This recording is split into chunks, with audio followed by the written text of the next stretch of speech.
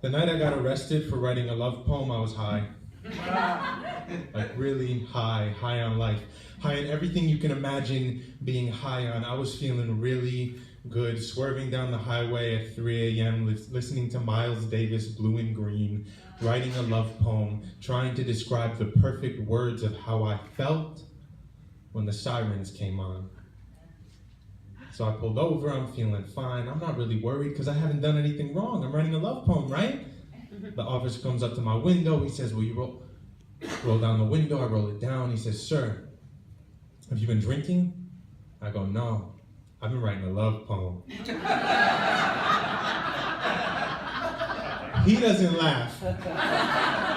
He doesn't think it's funny. I'm like, no, for real though, like Miles Davis, I know it's late, I get it. I was looking at my phone, I probably deserve a ticket for texting and driving, but like I was writing a poem, you wanna read it?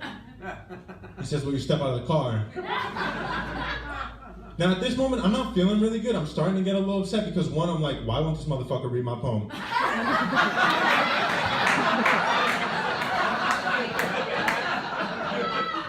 Two, there's a lot of racial profiling that's happening in the world, so I don't think this is going to a good place.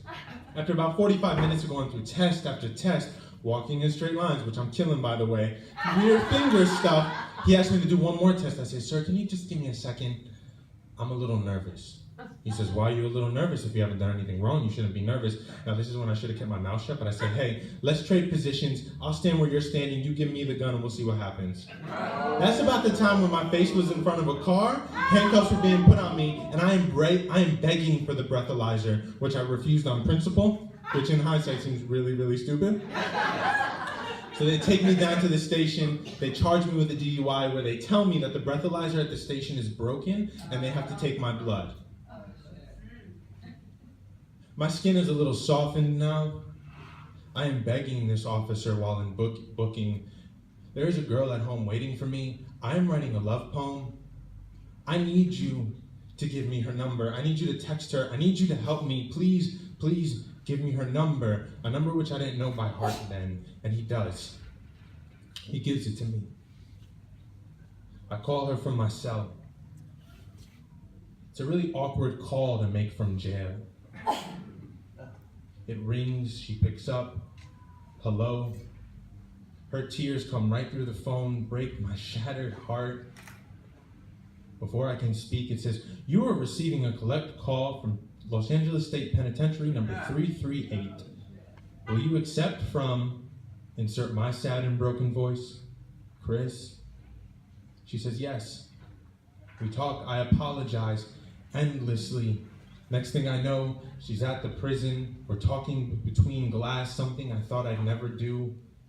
I hadn't cried before because I'm in prison and you don't cry in prison, but now I'm weeping. I'm all alone in this room and I am weeping and I'm thanking God that I have a hoodie on. It's a Ralph Lauren hoodie, but it's a hoodie nevertheless. Because below that hoodie is a light blue shirt with foxes on it that are smoking pipes. And the foxes that are smoking pipes have little foxes on their shirts that are smoking pipes. So it's really fucking adorable, but probably wouldn't have gone well in prison. And she waits for me all night. She tries to bail me out, but you can't bail someone out of a DUI for at least 12 hours. And I'm sitting in my jail cell thinking of seppuku, the Japanese art of taking one's own life. I'm thinking, wow, I really fucked this one up, Chris. When I get out of jail 12 hours later, I see her waiting there. And I think, yo, this is my down-ass bitch. For real.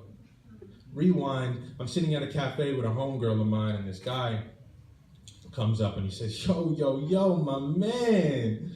Hot damn, is that your girl, your lady, or your down-ass bitch? We look at each other, we don't really know. I say, please explain, what's what? He says, yo, well, your girl, that's your girl, you know? Yeah? Your lady. Yo, my man, that's your lady. She graduated. She ain't your girl. She's your lady. She's your heart. You feel me? I go, yeah. He says, now you down-ass bitch.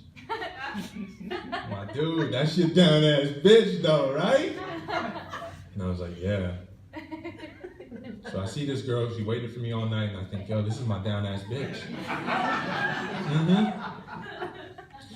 When I explained that it was magical, it was magical. Everything serendipitous and crazy that you can imagine about falling in love, it was all of that. I was supposed to move to New York on Wednesday, but I get a call on Tuesday to stay to do this job. I'm like, all right, I meet this girl on Wednesday. I move in on Friday. It's pretty amazing. We do a bunch of mushrooms. We get our stuff stolen. We find it all on mushrooms.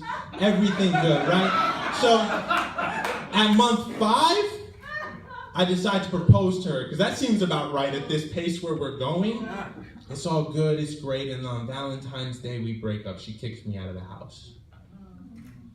It's pretty funny, it's okay. Valentine's Day, no more engagement, no marriage, none of it. I'm lost, I'm confused, I'm thinking, I lied to myself. It was a delusion. It was all made up. Oh my God. She betrayed me. Blah, blah, blah. All the stories we tell ourselves. But I know it wasn't a lie. Looking back, I know that I now know her number for a reason.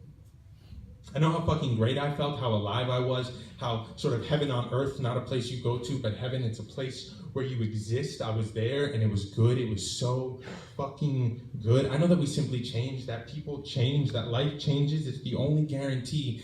And that I get to be grateful I grew like that. I felt like that. I loved like that. It was the dopest. She enlightened me. I allowed her to turn on my light. And then fear and worry in life and all these things came into play, and that happens. But it wasn't a lie. I wasn't drunk. I wasn't high. And if you think that kind of life is unmaintainable, then I ask you to prove it to me. By trying.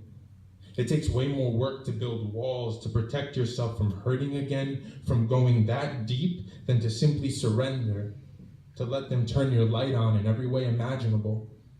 So the next time any kind of love or any sort of thing comes into your life, I ask you to tackle the motherfucking shit out of it, to hold it, to lay it down, to get low, to whisper into its ear, will you turn my light on? I will let you turn my light on.